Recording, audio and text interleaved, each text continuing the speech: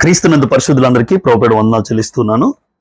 దేవుని దృష్టికి ఇష్టం లేనిది దేవుని దృష్టికి చెడ్డదాన్ని చేస్తున్నారా? ఆలోచించండి. ఈరోజు దేవునికి ఏదైతే ఇష్టం లేదో నాకు అది ఇష్టం లేదు. దేవుని దృష్టికి ఏది చెడ్డదో అది గ్రహించి ఆ చెడ్డదానికి మనం దూరంగా ఉండాలి. అది దేవునికి ఇష్టం. కానీ చాలా మంది జీవితాల్లో దేవునికి వ్యతిరేకమైన పనులు చేసేవాళ్ళు, దేవునికి ఇష్టం లేనిది చేసేవాళ్ళు, దేవుడు ఏదైతే చెడ్డది అని చెప్పాడో ఆ చెడ్డ వాటిని ఆశించే వాళ్ళు లేరంటారా? యెషయా గ్రంథం 66వ అధ్యాయం 4వ వచనంలో, నా దృష్టికి చెడ్డదైన దాన్ని చేసిరి, నాకిష్టము కాని దాన్ని కోరుకొనిరి. చూసారా మనుషులు ఎలా ఉన్నారో? నాకేదైతే చెడ్డది అన్నానో దాన్ని చేశారు, నాకు ఇష్టం లేని దాన్ని వారు కోరుకుంటున్నారు.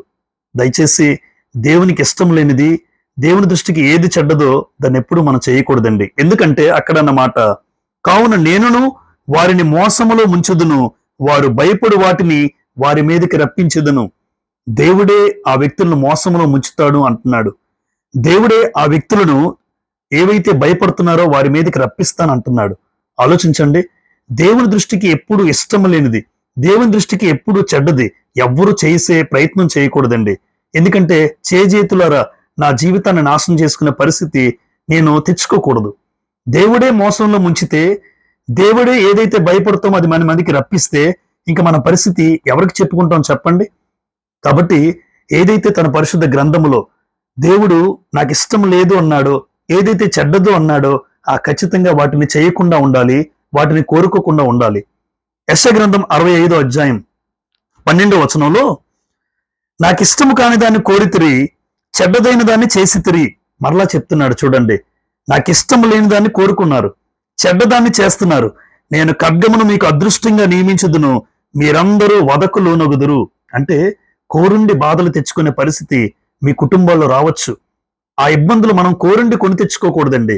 దేవునికి ఇష్టం లేనిది ఎప్పుడు కూడా, దేవునికి వ్యతిరేకమైన కార్యక్రమాలు ఎప్పుడు కూడా ఎవ్వరూ చేయడానికి సాహసించి ప్రయత్నాలు చేయకూడదు. కొరింథీయులకు రాసిన మొదటి పత్రిక 10వ అధ్యాయం 5వ వచనంలో అక్కడ రాయబడిన మాట, అయితే వారిలో ఎక్కువ మంది దేవునికి ఇష్టలుగా ఉండకపోయిరి గనుక అరణ్యములో సంహరింపబడిరి. ఇశ్రాయేలు జీవితంలో అరణ్య ప్రయాణంలో ఐగుప్తు నుంచి కానానికి వెళ్తూ ఎన్నో ఘోరమైన కార్యాలు చేశారు, ఇష్టం లేని కార్యాలు ఎన్నో చేశారు. అందుకు దేవుడు అరణ్యములోనే వాళ్ళందరూ చంపబడ్డారండి. ఎందుకంటే దేవునికి వ్యతిరేకమైన కార్యాలు ఎన్నో చేశారు. 11వ వచనంలో అంటాడు దేవుడు, ఆలోచించండి. ఇవన్నీ ఎందుకు చెప్తున్నానంటే ఈ సంగతులు వాళ్ళకి దృష్టాంతాలుగా సంభవించాయి. ఈ రోజు యుగాంతమందున్న మనకు బుద్ధి కలగడానికి రాయబడ్డాయి. కాబట్టి సాహసించి ఎప్పుడు దేవునికి ఇష్టం లేనిది వ్యతిరేకమైనవి ఏవి చేయాలి.